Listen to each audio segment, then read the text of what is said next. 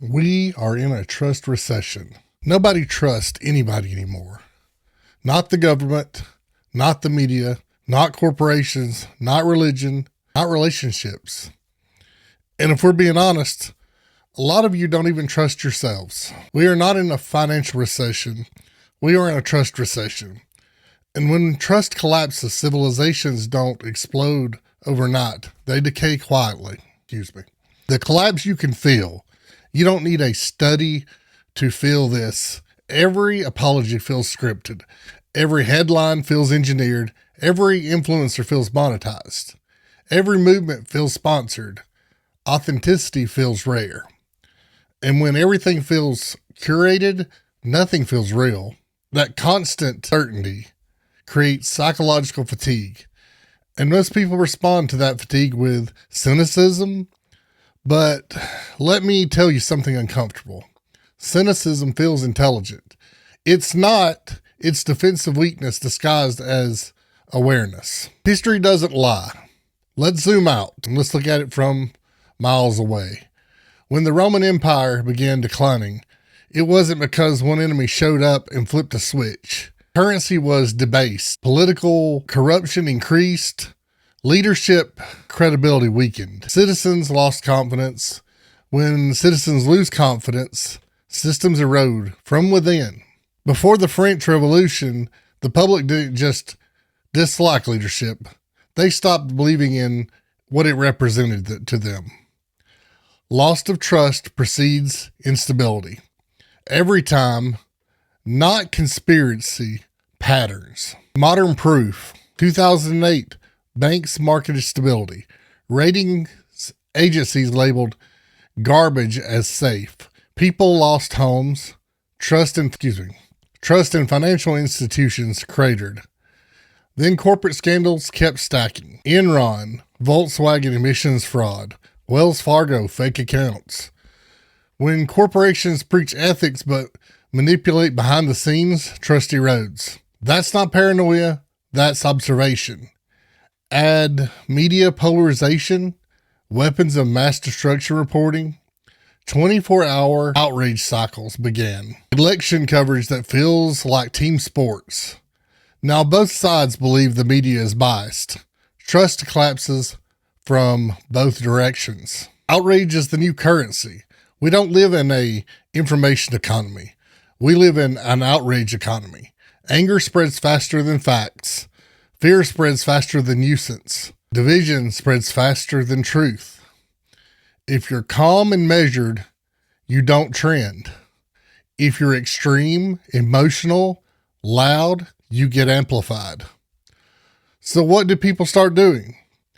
Performing outrage. And when people and everyone performs outrage, trust dies even faster. It's just not genuine, right? The everything is rigged addiction. Boy, man, we got to feel this too often, right? From the top down. Now, here's where I push you. There's an addiction growing. It's all corrupt. It's all rigged. They're all evil. Maybe some of it is, but here's the dangerous part.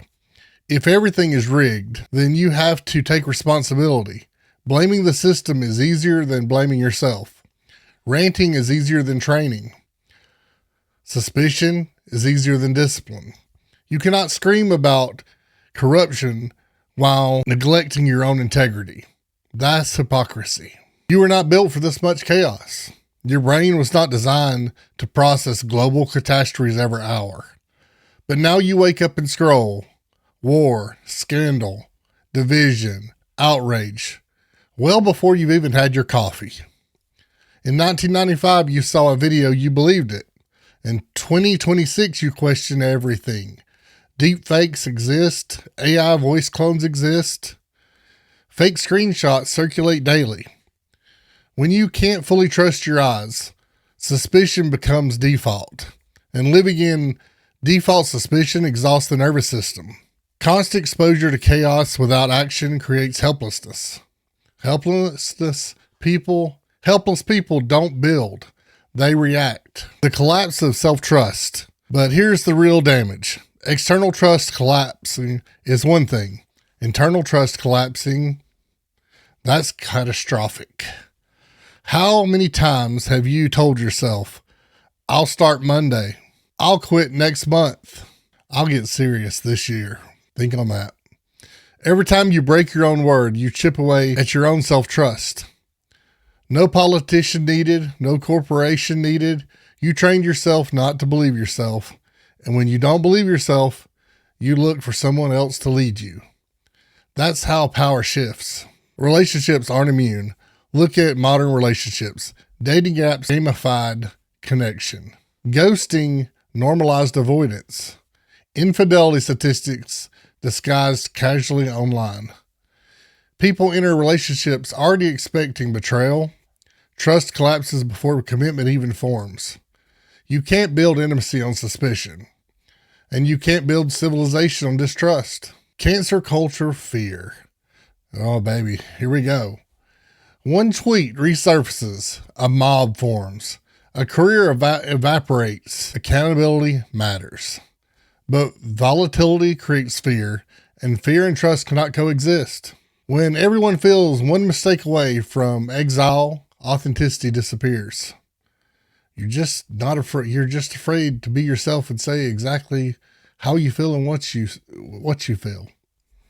It's not right. We can't have it. People perform safety, not truth. That's cultural tension. AI and mental atrophy. Now layer AI on top. AI writes your captions. AI edits your photos. AI drafts your opinions. Technology is powerful, but convenience without discipline breeds weakness. If you never wrestle with your own thoughts, you never sharpen them. We are becoming over-informed and undertrained. That combination is so dangerous. The hard truth. You don't actually hate corruption. You hate feeling powerless. And powerless makes people loud. Strong people don't scream all day. They build quietly. In a trust recession, reliability becomes rare, and rare becomes powerful. 12-gauge standard. You don't fix global trust. You fix your integrity. You want stability? Keep your word. You want confidence? Train your body. You want clarity? Limit your inputs. You want influence? Become consistent. In a world of chaos, stability is dominance. In a world of noise, restraint is strength. In a world of manipulation, character is rebellion.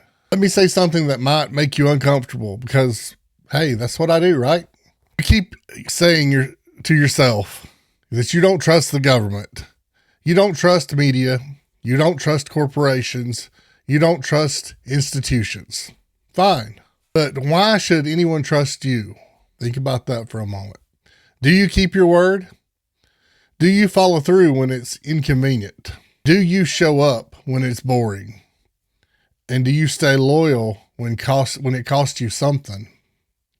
Trust isn't built through tweets. It's built through behavior. You want better culture? Be better culture. You want stronger leadership? Lead yourself.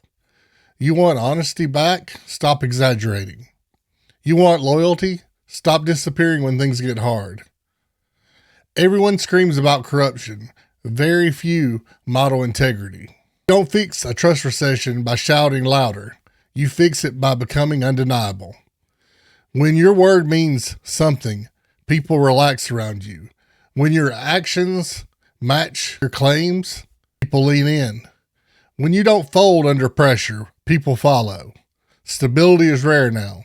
That makes it powerful. If the world feels unstable and you're unstable too, you're adding to the problem. If the world feels unusable, unstable, and you become grounded, you become leverage. Throughout history, when systems shake, the steady rise, not the loud, not the paranoid, not the constantly offended, the steady, the disciplined, the one who keep to their word when it would be easier not to. Stop waiting for the world to regain its integrity. Regain yours. Stop demanding trust from institutions. Earn it in your own circles. Because in a trust recession, character is the only currency that never devalues, and the discipline will always accumulate it.